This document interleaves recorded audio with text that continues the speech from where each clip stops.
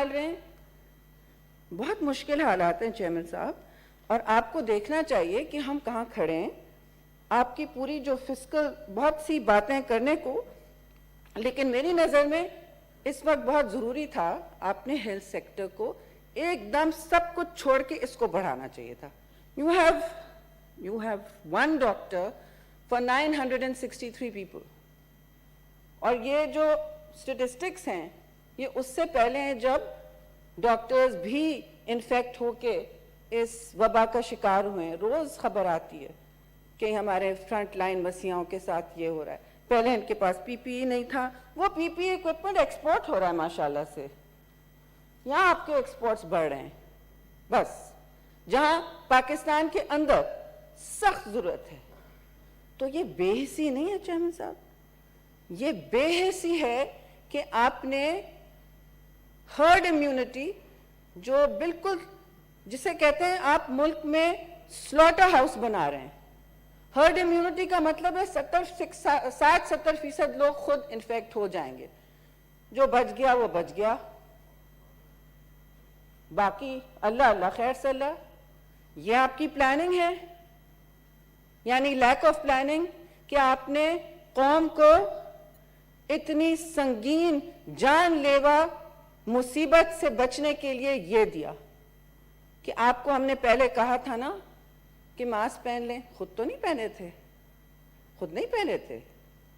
ہم نے کہا تھا نا بازار جائیں گے تو کھڑے رہیں گے. اس میں ہمارے عدالتوں کا بھی ہاتھ ہے,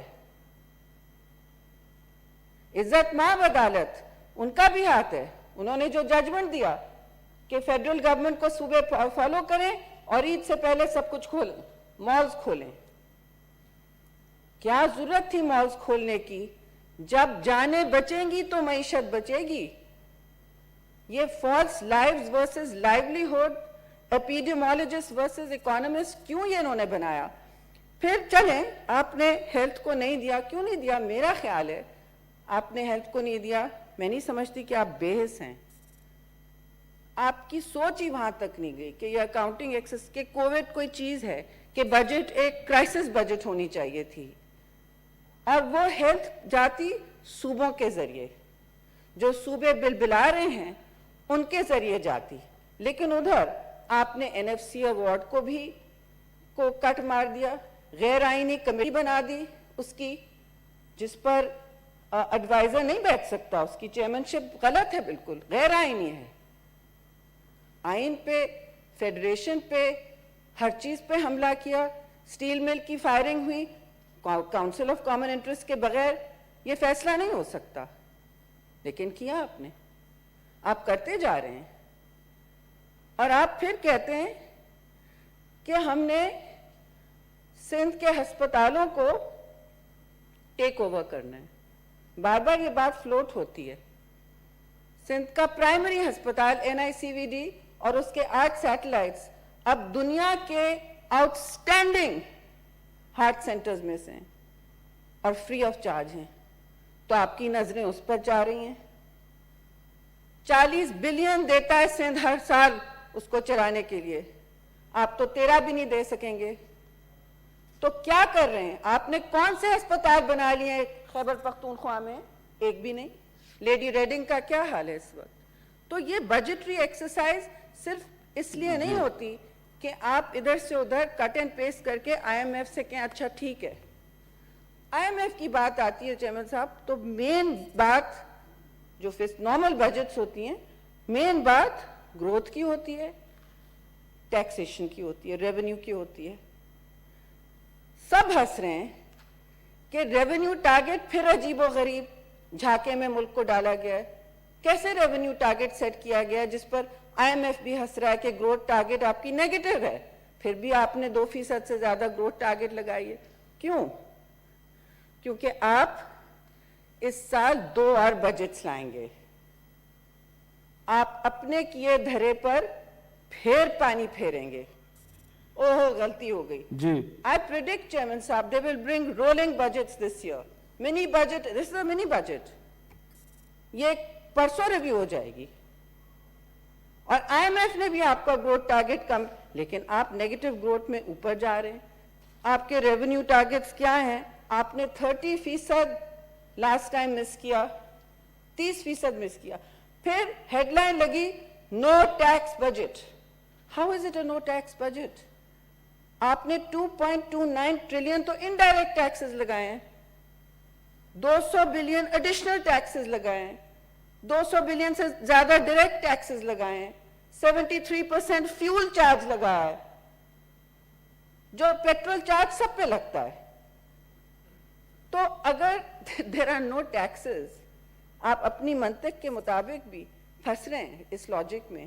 اگر ٹیکسز نہیں ہیں تو آپ کا ریونیو کہاں سے بڑھ رہا ہے؟ قرضوں سے. قرضے لے رہے ہیں جو کسی اور حکومت نے نہیں لیے. جو آپ نے 18 مہینے میں قرضے لیے ہیں وہ 71 سال میں پاکستان کی کسی حکومت نہیں لے سکی، نہ کوشش کی. آپ نے اس کا 18 مہینے میں 30% کر دیا ہے. آپ نے 12,000 بلین ڈیٹ لیا ہے کووڈ سے پہلے، کووڈ سے بہت پہلے. بات صاف ہو جائے کہ یہ کووڈ سے کوئی حملہ نہیں تھا. آپ نے ڈیٹ لائبلٹیز اتنی کر دی ہیں کہ اب لوگ کیلکولیٹ نہیں کر پا رہے. اسٹیٹ بینک کہتا ہے it is now 93% of your G D P, یعنی آپ کے جی ڈی پی کے برابر ہو رہا ہے. ڈان اخبار کہتا ہے 102%، کوئی اور کہتا ہے 98%. کسی کو پتا نہیں ہے. چلیں آپ اسٹیٹ بینک کو ایکسپٹ کر لیں. تو آپ کس طرح کہہ رہے ہیں کہ ہم گروتھ کی طرف جا رہے ہیں؟ آپ ایک ریئلسٹک بجٹ تو بنا لیں، جھاکے میں تو نہ رکھیں لوگوں کو، because that's what it is. پھر میں آپ سے یہ پوچھوں گی کہ ایف بی آر کے اہداف چھوڑ دیں. آپ سے کون خوش ہے اس وقت؟ کون خوش ہے؟ غریب عوام تو بلبلا رہی ہے. ان کو پتہ نہیں ان کی وہ کب نوکریوں سے نکالے جائیں گے. آپ نے سیلریز پہلی دفعہ نہیں انکریز کی ہیں گورنمنٹ امپلائیز کی بھی، جن کے پاس اور کوئی ذریعہ معاش نہیں ہے. آپ نے ایگریکلچر سیکٹر کو اگنور کیا ہے. جہاں آپ کو اپنا فوڈ سیکیور کرنا ہوگا وہ آپ نے نہیں کیا ہے. کیوں؟ کیونکہ آپ کے ایکسپورٹس جو ہیں جن مارکیٹس میں جاتے ہیں کاٹن اینڈ ویٹ، وہ مارکیٹس لے نہیں سکیں گی. سوائے چین کے امریکہ اینڈ یو کے ای یو یہ سیچوریٹ ہو چکے ہوں گے. ان کی اپنی معیشت خطرے میں ہے. اور ہمیں یہ نہ کہیں کہ ہمیں پتہ ہے اس لیے اتنا مسئلہ. آپ اپنی گندم، اپنا فوڈ سیکیورٹی کو مینج کریں کہ ہم کس طرح اگلے سال لوگوں کو غذا پہنچا سکیں. ٹڈی دل کا آپ نے سوچا؟ نہیں. 600 بلین جی ڈی پی کا ٹڈی دل لے کے جائے گی لوکسٹ. But no worries. وہ کوئی ایک دوسرے پہ ڈالتے رہتے ہیں.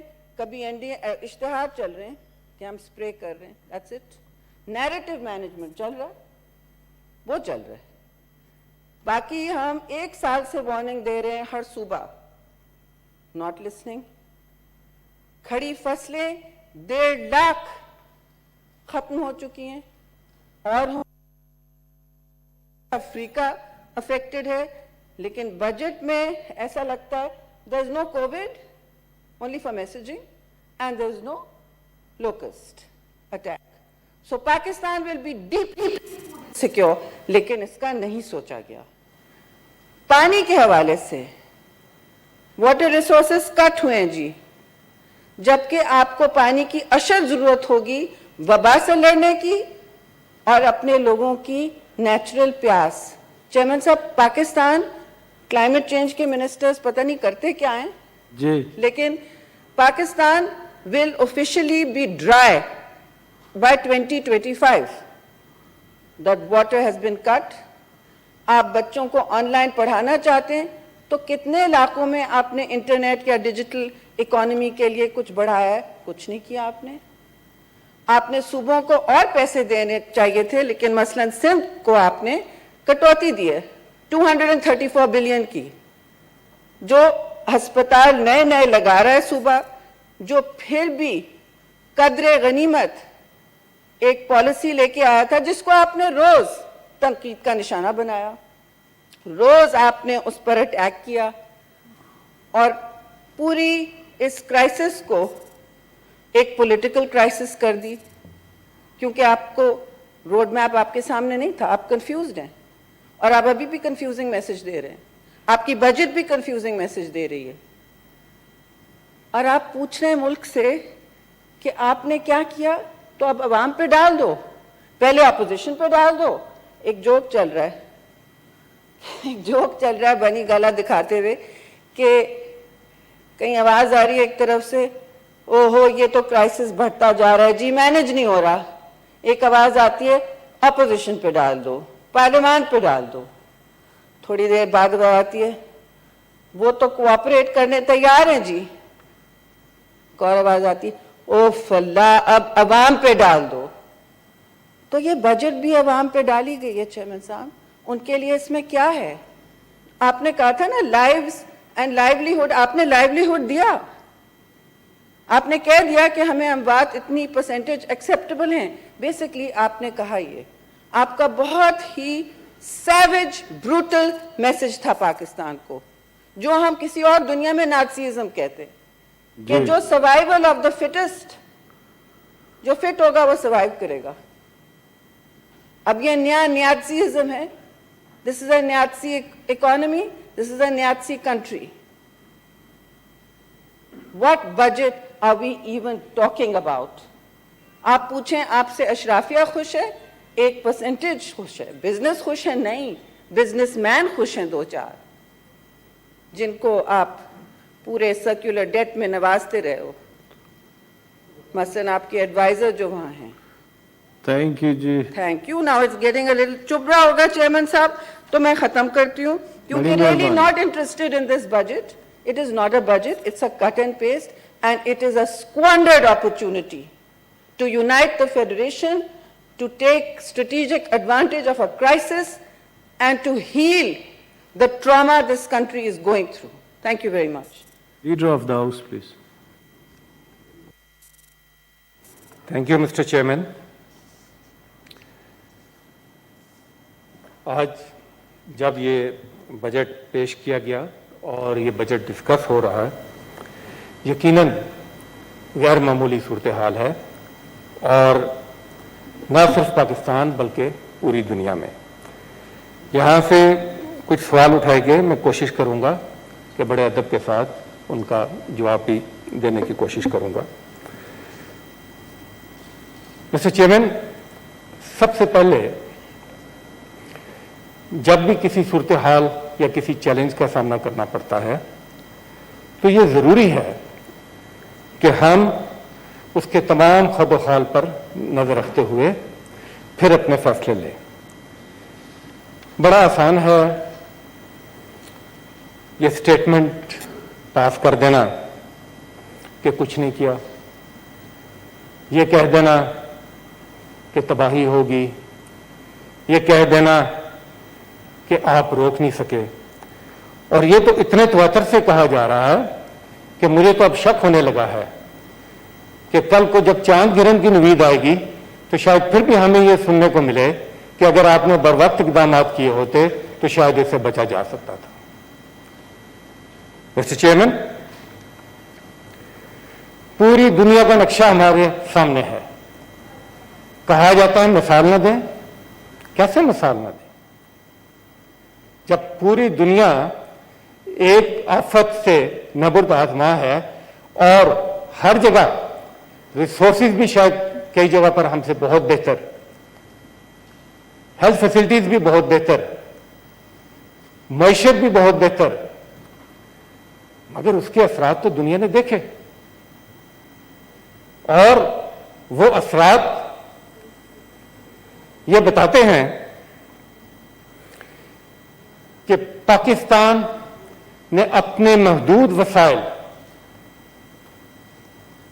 اپنے محدود آپشنز کے باوجود لیڈرشپ کے بر وقت اور کنسسٹنٹ